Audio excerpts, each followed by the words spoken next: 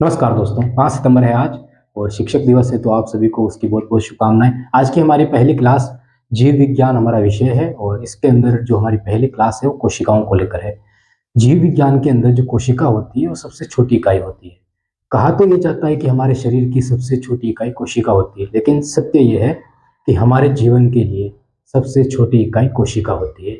इसलिए और ज़्यादा वज़नदार बात होती है, समझना यहाँ पे। हमारा जो नर्वस सिस्टम है वो लाखों करोड़ों कोशिकाओं से मिलकर बनता है, जो हमारे खून को आगे पहुंचाता है या हमें चोट लगने पर जो हमारा मैसेज दिमाग तक पहुंचाता है। ये सारी जो प्रोसेस हो रही है उसकी एक वजह कोशिका तंत्र है हमारा। उसी को कोशिका तंत्र सेल सिस्टम बोला जाता है। आज की हमारी क्लास में आपके सामने ये मैप है और शुरुआत है तो हमको इंट्रोड्यूस करना है सेल क्या होती है, कोशिका होती है, इसका जन्म कहाँ से हुआ, ये शब्द हमारे बीच में कहाँ से आया, इसको समझना है। काफी गहराई से हमको समझना है।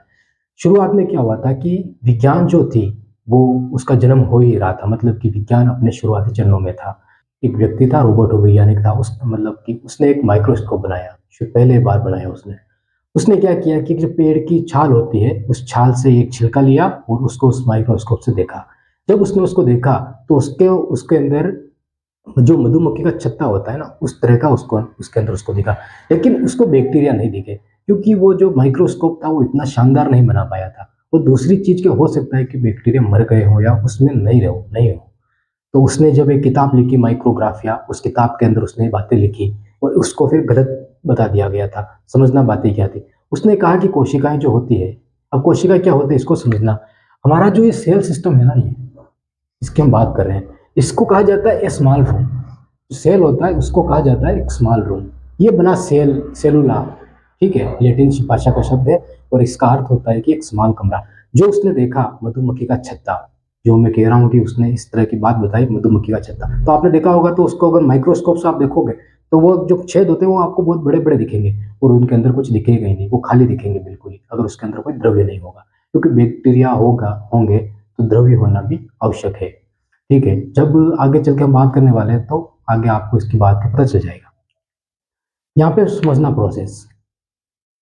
रोबोट हुक व्यक्ति जो था, इसने पहली बार माइक्रोस्कोप से कुछ देखा।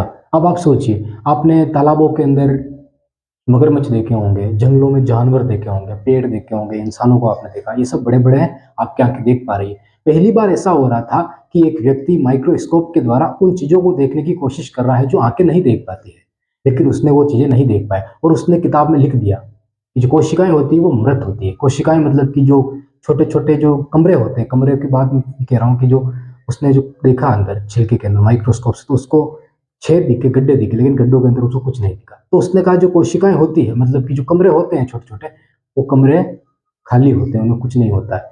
अब यहाँ पे क्या हुआ कि एक व्यक्ति डच व्यापारी था, कपड़ा व्यापारी था, वो व्यक्ति घूमते फिरते आ रहा था।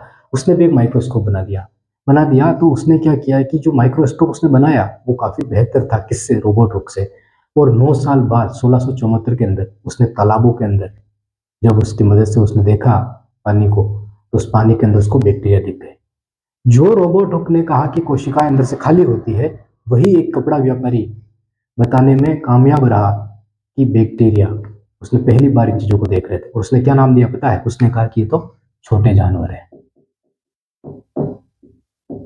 छोटे जानवर। उनने उसको छोटे जानवर, क्योंकि उसको नहीं पता है कि रोबोट हुक जैसा एक व्यक्ति इनकी बात कर चुका है। लेकिन रोबोट हुक ने क्या बताया हमको? ये नहीं होते हैं, उनको खारिज कर दिया। लेकिन ये जो व्यक्ति था वो ये था एंटोनी वैन।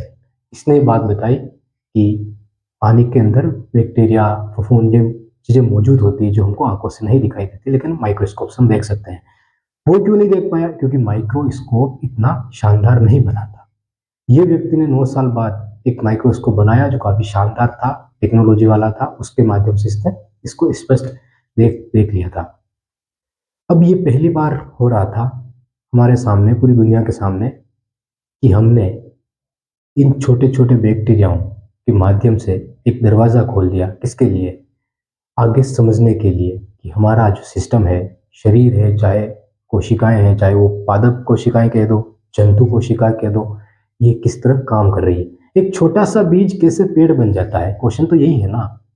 हमारे चोट लगने के बाद हमारे घाव कैसे भर जाते हैं, क्वेश्चन तो यही है ना हमारे सामने। कैसे हमें चोट लगने के बाद हमारे दिमाग तक मैसेज पहुंचता है और वही मैसेज पहुंचने के बाद हमको दर्द का अनुभव होता है। क्वेश्चन तो यही है ना हमारे साथ। इन्हीं क्वेश्चन का जवाब देने के लिए पहली बार ये दरवाजा खुल चुका था। इसके द्वारा रोबोट हुक ने भले ही गलत चीजें बताई हो कि कोशिकाएं के अंदर नहीं होता, लेकिन उस वैन ने उसको ठीक कर दिया। उसने कहा कि बैक्टीरिया होता है। ये व्यक्ति नाम नहीं दे पाया, कारण था कि ये वैज्ञानिक ही नहीं था। इसने कोई किताब भी नहीं लिखी, कारण था कि ये वैज्ञानिक ही नहीं था। रोबोट हुक ने किताब लिखी माइक्रोग्राफिया। माइक्रोग्राफिया के अंदर उसने कहा कि कोशिकाएं मृत होती है, और जिसको विवाद में गलत कह दिया गया, क्योंकि एक बार किसी व्यक्ति ने कोई रिसर्च कर दी तो उसके बाद उसके ऊपर ही काफी सारी रिसर्च होती है, जिसमें कोई ना कोई तो उसको गलत बता ही देता है। और वैन ने तो अपने माइक्रोस्कोप से प्रूफ ही दे दिया। और जब प्रोसेस में आ गए कि एक बीज के अंदर भी कई सारे बैक्टीरिया रहते हैं, उसी के कारण वो बीज पेड़ बनने में सफल रहता है। तो जब ये चीजें हमने सीख ली, हमने पता लगा लिया, तो उसके बाद तो रिसर्च काफी आगे जाने वाली थी। अब यहाँ पे पूरी कहानी समझना कि कहानी क्या थी। देखना यहाँ पे, ये जो आपको दिख रहा है, ये है एक लकड़ी का छिलका, और इसको कहा गया कोर्क कोशिका, कोर्क सेल। किसने कहा? रोबोट हुक ने कहा। क्यों कहा? क्योंकि पहली बार उसने माइक्रोस्कोप बनाया और माइक्रोस्कोप के द्वारा उसने इसको ध्यान से देखा, लेकिन उसको इसके अंदर सिर्फ ये गड्ढे दिखे गोल गोल, और कुछ मृत कोशिकाएं, मतलब मृत कुछ पड़े हुए दिखे होंगे, ठीक है, टुकड़े पड़े होंगे, कोक दिखे होंगे कुछ में, लेकिन उसको मृत दिखे। जिंदा अवस्था में रेंगते हुए कुछ भी नहीं दिखा उसको। जो बैक्टीरिया थे वो दिखे होंगे तो मृत दिखे उसको, मतलब कि मरे हुए दिखे, जिंदा अवस्था में नहीं दिखा। तो उसको एक बात समझ में आ गई कि ये सारी चीजें होती है जो मृत होती है, डिड होती है ये। और उसने अपनी किताब में जिक्र कर दिया इनका कि कोशिकाएं होती है हमारे शरीर में, हर जगह होती है। इसीलिए हमने एनिमल सेल है यहाँ पे, एनिमल सेल, प्लांट सेल। जब हम इन पर रिसर्च करते हैं जंतु कोशिका, पादप कोशिका पे, तो हम उसके हर एक चीज को काफी बारीकी से माइक्रोस्कोप के द्वारा देखते हैं कि इसके अंदर कौन से बैक्टीरिया है, क्या है, सारी प्रोसेस। पहली बार किसमें देखा गया? लकड़ी के छिलके में। किसके द्वारा? रोबोट हुक के द्वारा 1665 के अंदर। कोर्क सेल उसको नाम दिया गया, लकड़ी के छिलके। लेकिन उसको क्या दिखा? अंदर मरे हुए कोर्क बैक्टीरिया, मरे हुए, कोई रेंग नहीं रहा था। लेकिन बाद में यही व्यक्ति एंटोनी घूमता फिरता एक माइक्रोस्कोप बना लेता है काफी शानदार तरीके से। व्यापारी था, पैसे बहुत थे, बना लिया। बनाने के बाद वो व्यक्ति ने तालाब के अंदर देखा, अपने दांत के अंदर तक देखा। अब दांत के अंदर उसने देखा तो जो गंदगी दिखी उसके अंदर भी जो कीड़े थे वो रेंग रहे थे। तालाब के पानी में देखा तो उस पानी के अंदर जो आंखें नहीं देख पा रही थी उसने वहां पे वो देख लिया। जब ये सारी चीजें उसने देख ली, उसके सामने कुछ तो आया कि ये कुछ ना कुछ तो है। रोबोट हुक ने उनको क्या नाम दिया? रोबोट हुक ने कहा कोशिकाएं, सेल्स। और सेल्स के अंदर क्या दिखा रोबोट हुक को? कुछ भी नहीं दिखा। वैन उन्हीं कोशिकाओं के अंदर क्या देख लेता है? बैक्टीरिया देख लेता है। तो रोबोट हुक की बातें पहले गलत साबित हो गई हो, लेकिन रोबोट हुक और वैन ने मिलकर एक नया रास्ता खोल दिया। हम जब बात करते हैं इसकी, पादप कोशिकाएं की, जब हम बात करते हैं इनकी, तो हम कहते हैं कि इनके बीच में केंद्र होता है।